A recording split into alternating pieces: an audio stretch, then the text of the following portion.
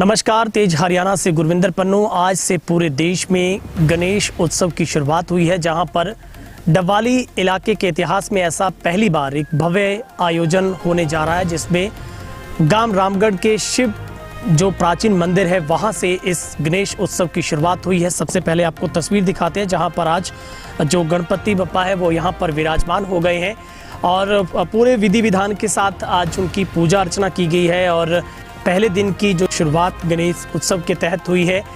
और सबसे बड़ी खास बात यह है कि इस इलाके में ऐसा पहली मर्तबा इतने बड़े स्तर पर एक कार्यक्रम रखा गया है जो अगले 10 दिनों तक लगातार चलेगा, यानी कि 10 दिनों तक रोजाना शाम हर संध्या 7:30 बजे पूजा अर्चना होगी। और 10 दिनों के बाद जो आखिरी दिन होगा उस दिन एक भव्य जो शोभा यात्रा निकाली जाएगी।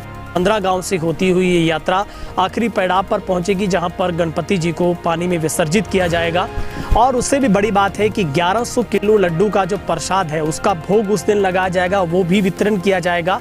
और जो प्राचीन जो शिव मंदिर के महंत श्री निर्मल नाथ जी के सानिध्य में ये पूरा कार्यक्रम जो रखा गया है, और इस इलाके में सबसे बड़ी आस्था का केंद्र माना जाता है, जहाँ पर लोग बड़ी आस्था के साथ आते हैं, अपनी मन्नतें यहाँ पर मांगते हैं। शिव मंदिर के साथ यहाँ के लोगों का बहुत बड़ा और पुराना एक नाता रहा है, जो लगातार परंपराओं के अनुसार निभता आ रहा है। लेकिन गणपति उत्सव के ऊपर ये इस इलाके के लिए सबसे बड़ी खुशी की बात है कि इस बार श्री निर्मल नाथ जी के सानिध्य में यहाँ के तमाम जो लोगों की तरफ से, आसपास के गांव की तरफ से इस बार जो गणेश उत्सव को रखा गया है। और आज हर घर घर में जो गणपति जी विराजमान हो गए हैं और रोजाना उनकी पूजा अर्चना होगी। और ऐसी मान्यता मानी जाती है कि जब आखिरी दिन होगा उस दिन इस इलाके की तमाम जितनी भी समस्याएं हैं, जितनी दुख परेशानियां हैं, उन सबको बप्पा जी अपने साथ लेकर जाते हैं और यहाँ पर लोगों को सुख समृद्धि मिलती है। और सबसे बड़ी बात है कि इस गणपति उत्सव को मनाने का सबसे जो बड़ा धैर्य है वो यहाँ पर इस बार पूरे इलाके में जो गौओं के ऊपर एक लंपी महामारी फैली है, कहीं ना कहीं उसके खात्मे को लेकर एक पूरी जो एक प्रार्थना की गई है। यहाँ पर आज तमाम जो लोगों के मौजूदगी में यहाँ पर पूजा अर्चना की गई और 10 दिनों तक लगातार यहाँ पर रोजाना पूजा अर्चना होगी, हर संध्या को यहाँ पर आरती होगी। और सबसे मुख्य बात है कि यहाँ की जितनी भी प्रतिष्ठित यहाँ की संस्थाएं हैं, यहाँ के जो लोग हैं वो यहाँ पर समाज सेवी लोग यहाँ रोजाना शिरकत करेंगे। तो एक बड़ी संख्या में जो 10 दिनों तक ये सिलसिला यहाँ पर चलेगा। और उससे भी खास बात ये बताता हूँ कि आस्था के तौर पर इको फ्रेंडली तरीके से इस पूरी मूर्ति को तैयार कर है।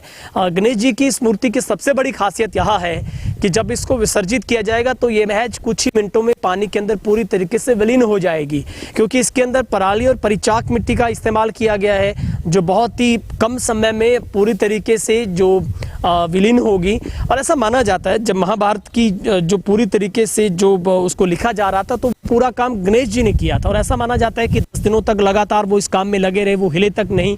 महाभारत का जब वो पूरी लिपिबद्ध कर रहे थे, तो जब वो 10 दिनों के बाद पूरा काम करके हटे तो वो पूरी तरीके से उनके ऊपर धूल की परत जमा हो गई थी। फिर उन्होंने अपने आप को गंगा स्नान किया, सरस्वती में जाकर स्नान किया, ये माना जाता है। उसी के बाद ये परंपरा चली कि इसको 10 दिन तक मनाया जाएगा। फिर उनका आखिर में स्नान, एक तरीके से कह सकते हैं आप, विसर्जन जिसको बोला जाता है, वो होगा। और जो लोग अपनी अपनी जो पीड़ा है वो बप्पा जी को आकर 10 दिनों तक बताते हैं। सुख समृद्धि की कामना की जाती है, पूरे इलाके की खुशहाली के लिए उनके आगे प्रार्थना की जाती है। तो ये पूरा सिलसिलेवार जो पूरा कार्यक्रम है वो 10 दिनों तक यहाँ पर चलेगा। और महंत श्री निर्मल नाथ जी के जो सानिध्य में जब से यहाँ पर वो गद्दी पर आए हैं बाबा जी के बाद, एक बड़ी आस्था का केंद्र यहाँ पर लोगों के मन में बसे हैं और बड़ी संख्या में लोग उनके साथ जुड़े हैं। और इससे पहले योगशाला की बात करें, कई ऐसे भव्य कार्यक्रम हुए हैं। हालांकि इससे पहले भी बड़े स्तर पर यहाँ पर कार्यक्रम होते रहे हैं, लेकिन इस इलाके के लिहाज से गणपति जी का जो उत्सव मनाया जाना, ये एक बड़ी अपने आप में एक बड़ी बात है और एक खुशी की बात है और एक आस्था का पुंज कहा जाएगा, केंद्र कहा जाएगा, जहाँ पर इस बार इस तरीके के कार्यक्रम को रखा गया है। तो आपसे भी गुजारिश है, 10 दिनों तक जहां पर भी हमारे दर्शक बैठे हैं तो आप जरूर इस पूजा अर्चना में शामिल होइएगा। आपको शिव मंदिर रामगढ़ में पहुंचना है, जहां पर आप भी इसमें आकर जुड़ सकते हैं। और आखिरी जो 15 करीब गांव, दर्जनों जो गांव शामिल किए गए, वहां से ये पूरी जो शोभा यात्रा निकाली जाएगी। और फिर जैसा भी सुविधा सुलभ होगा, चाहे वो इंदिरा गांधी राजस्थान नहर की बात करें या भाखड़ा की बात करें, तो जैसा वहां पर अवेलेबल हो पाएगा वहीं पर इस मूर्ति का जो विसर्जन है वो किया जाएगा। से उत्सव का प्रोग्राम है ये ऑलमोस्ट ये साउथ इंडिया में महाराष्ट्र शुरू होकर के पूरे साउथ इंडिया मनाया जाता है। उत्तर भारत में कुछ बड़े शहरों को छोड़ करके और कहीं मनाया नहीं जाता, और गाँवों में तो नामुमकिन है, बिल्कुल भी नहीं मनाया जाता है। तो हम इस क्षेत्र में पहली बार ये प्रोग्राम शुरू कर रहे हैं।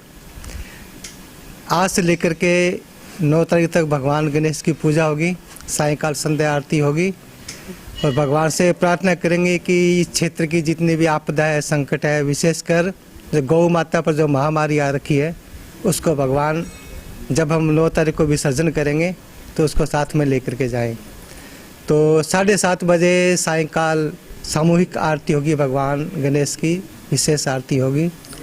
तो सभी लोगों से, जहाँ तक मेरी आवाज़ आ रही है, जो सुन रहे हैं, अपील है कि आप अपना दुख दरिद्र लेकर भगवान के दरबार में आए, प्रार्थना करें भगवान से, और भगवान आपका संकट ज़रूर दूर करेंगे।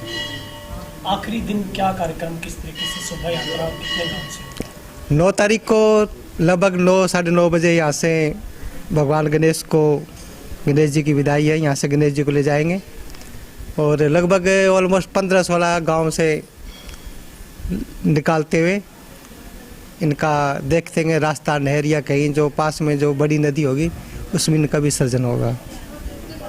और हमने विशेष रूप से, हमारा संकल्प है एक कि 1100 किलो देसी घी के लड्डुओं का भोग लगाएंगे।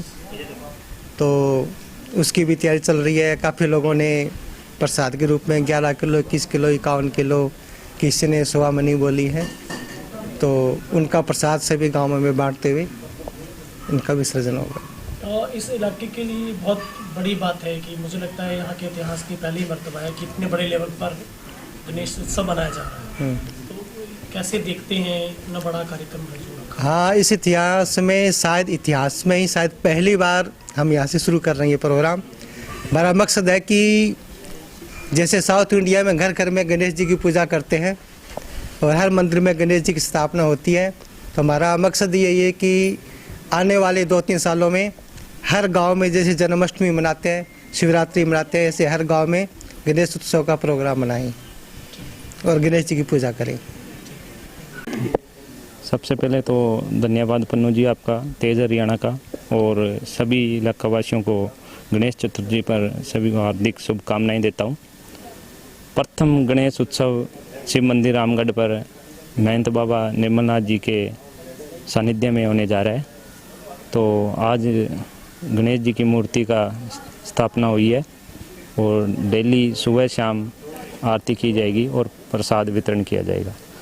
9वें दिन 9 सितंबर को एक गणेश जी विसर्जन का आयोजन है, जिसमें शोभा यात्रा गणेश जी की शिव मंदिर रामगढ़ से लेके चकजालू, गौरीवाड़ा, रामपुरा, रत्ताखेड़ा, राजपुरा, नुइयावाड़ी, बनवाड़ा, विशालिया खेड़ा, बिजवाड़ी, मुन्नावाड़ी, गोदिका, दारेवाड़ा, कालवाड़ा होते हुए बाकड़ा नहर में गणपति बाबा का विसर्जन किया जाएगा।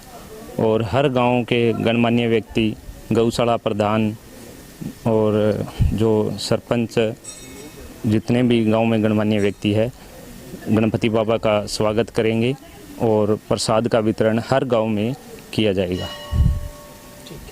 कैसे देखते हैं और किस तरीके से ये कार्यक्रम करेंगे?